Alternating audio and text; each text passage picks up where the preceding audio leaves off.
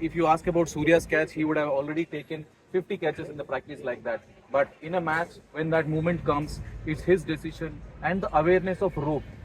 That's very important. Awareness of rope and knowing and confidence that he can throw it and come it up. It's a decision making at that point of the time. He was gone on at that point of the time. Dilip भाई, when you're having day matches यहाँ पर हैं और white ball, white sky, white clouds, कितना difficult हो जाता है high catches?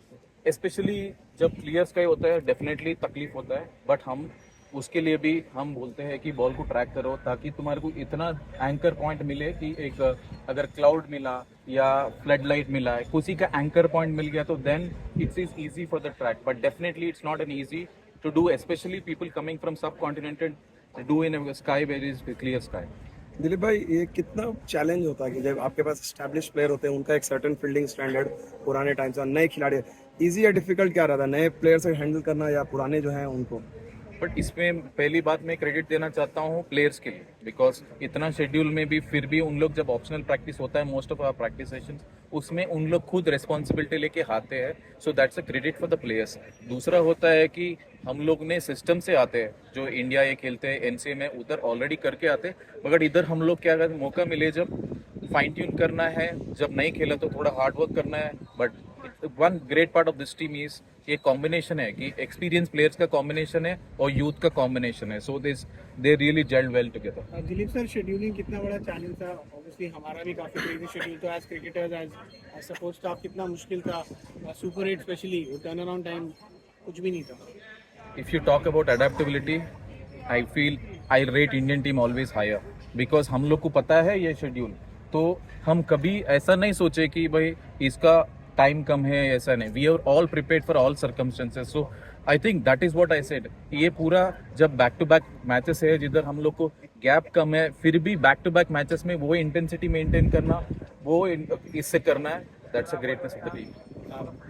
One word on Rishabh Pant and wicket keeping. 17 महीने के बाद आया, नी उनका जो है पूरी तरीके से लगभग रिस्ट्रक्चर हुआ.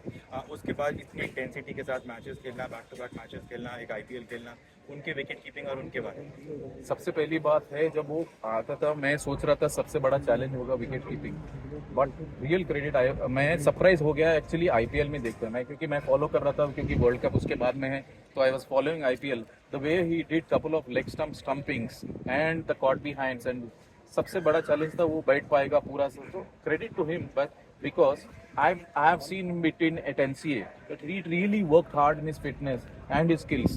Skill तो उसके पास कभी भी है, but how did the body support him? But credit to him the way he supported. But बाकी चीज़ हम लोग थोड़ा फाइन ट्यून करते हैं based on conditions. ये विकेट पे इधर क्या ज़्यादा आता है तो उसके हिसाब से हम लोग प्रैक्टिस करते हैं. Dilip bhai, as a fielding coach, do you have to make personalized plans for every player because every player has different needs, different positions that they are fielding at? How do you do that? हम लोग क्या करते हैं most of the time special awareness बढ़ाने का कोशिश करते हैं कि ताकि वो प्लेयर को वो प्लेस में इतना समझ आ पाए कि वो एंगल में कैसा आता है बॉल. तो कोशिश करते हैं हम लोग प्रैक्टिस में वो रिप्लिकेट करने की कि वो मैच पोजीशन में किधर हम लोग ठहराने.